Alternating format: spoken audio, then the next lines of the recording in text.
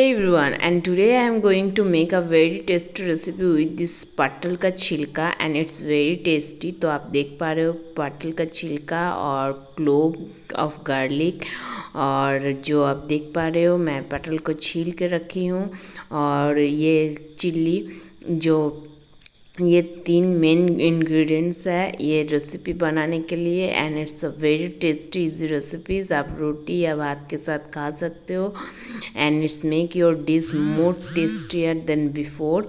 तो don't waste your time, let's start.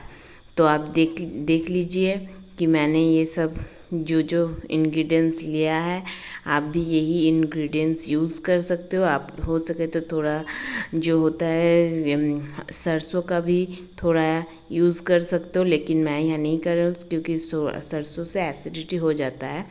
तो फिर मैं एक ग्राइंडर में इसको अभी दे रही हूँ, और फिर मैं इसमें ये जो छिलका मैंने अलग करके रखी थी वो, और चिल्ली, और फिर मैं दे रही हूँ ये गार्लिक, और मैंने ये सबको अच्छे से धो के रखी थी। जैसे कि आप देख पा रहे हो थोड़ा थोड़ा पानी भी है, तो इसको मैं यहाँ डाल दे रही हूँ। और सिर्फ यही नहीं, आपको थोड़ा सा पानी भी डालना होगा। तो मैंने हाफ कप ऑफ पानी लिया है, जैसे कि आप देख पा रहे हो। अब मैंने हाफ कप पानी को दे दी हूँ, और फिर मैं इसको और थोड़ा सा पानी देने के बाद इसको मैं अब लिड ऑफ करके, और फिर इसको मैं मिक्सी में जो है ग्राइंड करने के लिए रख दूँगी।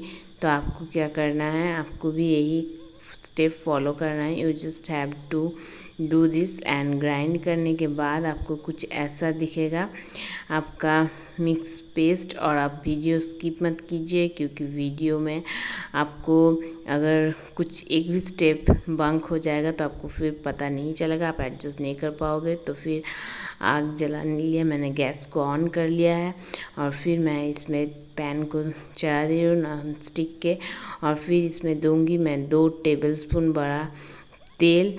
आप थोड़ा ज़्यादा या कम कर सकते हो, ये आपका अनुसार है। और फिर मैं उसमें दे दूँगी जो पेस्ट मैंने बनाया था पटल के छिलके की, उनको मैं डाल रही हूँ।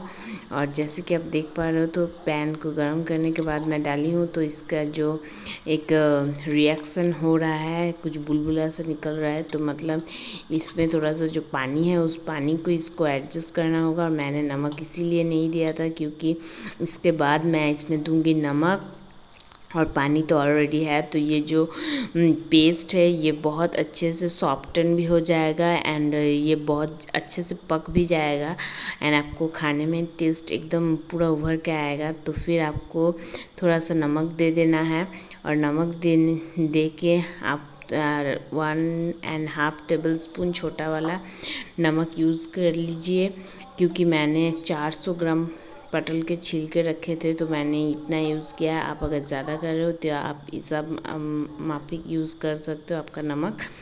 और फिर इसको थोड़ा देर के लिए आपको इसे छोड़ देना है लो फ्लेम करके, क्योंकि आप लो फ्लेम करके छोड़ दोगे तो ये जो पानी है वो अच्छे से धीरे धीरे कम भी हो जाएगा, और इसके साथ साथ आपका जो पटल का छिलके का बेस है वो भी निकल के आ जाएगा, एंड बहुत ही सॉफ्टन हो जाएगा, और अच्छे से मेन पार्ट इसका पक जाता है। क्योंकि अगर आप इसको हाई फ्लेम में करोगे तो जल जाएगा, लेकिन धीरे धीरे होगा धीमा आंच में तो ये बहुत अच्छे से पक जाता है। तो आपको ऐसे करके रख लेना है। जैसे कि मैं इसका जो भी अब ग्राइंडर में मेरा रह गया था मैं उसको निकाल के इस पे दे रही हूँ, क्योंकि ये थोड़ा सा भी बच ना जाए, क्योंकि बहुत ही टेस्टी होने वाला है। तो फिर आप देख पा रहे हो इसमें से आप थोड़ा थोड़ा करके एक भाप जैसा निकल रहा है। तो फिर आपको जब थोड़ा थोड़ा पानी पूरा निकल जाए, थोड़ा रह जाए, फिर आपको 1 टेबलस्पून चीनी शुगर दे देना है, क्योंकि शुगर टेस्ट इन्हेंसर का काम करता है, जैसे कि मैं हर एक रेसिपी बोलती हूँ। और आप देख पा रहे हो अब ये जो पानी अब सिकुड़ गया है, तो फिर मैं इसको अच्छे से मिक्स कर रही हूँ, क्योंकि अब ये मिक्स हो जाएगा, और इसका जो भी थोड़ा सा पानी बच गया है वो भी इस ऐसे कम जाएगा और इसका पानी पूरा सोख करके एकदम इसका जो थोड़ा पटल का एक स्मेलिंग रहता है वो भी चल जाएगा। एंड ये जैसे कि आप देख पा रहे हो मैंने एकदम डीप फ्राई जैसे कर रही हूँ, लेकिन जल ना जाए, आपको ये थोड़ा ध्यान पे रखना है। और फुल ड्राई हो जाएगा। जैसे आप आलू